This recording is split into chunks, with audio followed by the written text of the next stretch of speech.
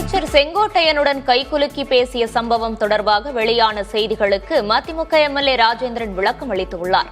வியாழக்கிழமை அமைச்சர் செங்கோட்டையனிடம் கை கொடுத்து பேசியது ஒரு சாதாரண நிகழ்வு மட்டுமே என்றும் அதனை சில பத்திரிகைகள் தவறான வகையில் செய்தியாக வெளியிட்டுள்ளதாகவும் அவர் தெரிவித்தார். மேலும் அமைச்சர் வன்னியரசை நேரில் சந்தித்து கோரிக்கை மனு வழங்கிவிட்டு வந்துள்ளதாகவும் இதுபோன்ற சந்திப்புகளுக்கு அரசியல் உள்நோக்கம் கற்பிப்பது சரியல்ல என்றும் ராஜேந்திரன் விளக்கம் அளித்தார். இன்று காலையில் முதலமைச்சர் கர்நாடக அரசு மேகதாட்டில் அணை கட்டுவத முயற்சியை தடுத்து நிறுத்த கோரி ஒரு தீர்மானம் கொண்டு வந்தார். அத்தனை கட்சிகளும் அதை ஆதரித்து ஒருமனதாக தமிழ்நாடு நிற்கணும்னு சொல்லி அத்தனை கட்சியும் ஆதரிச்சது.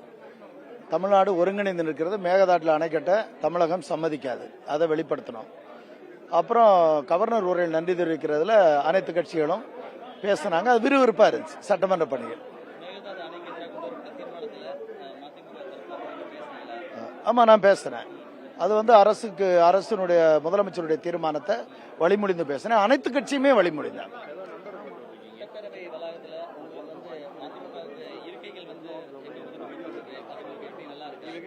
அதாவது திராவிட முன்னேற்ற கழக கூட்டணியில் போட்டியிட்ட 4 கட்சிகளுக்கு முன்வரிசையில் இருக்கை ஒதுக்கப்பட்டிருக்கிறது. எங்களுக்கு மனிதநேய மக்கள் கட்சி, மனிதநேய ஜனநாயக கட்சி, கொங்கு வேளாளர் தேசிய கட்சி, நான் தனி இடம் ஒதுக்கப்பட்டிருக்கேன்.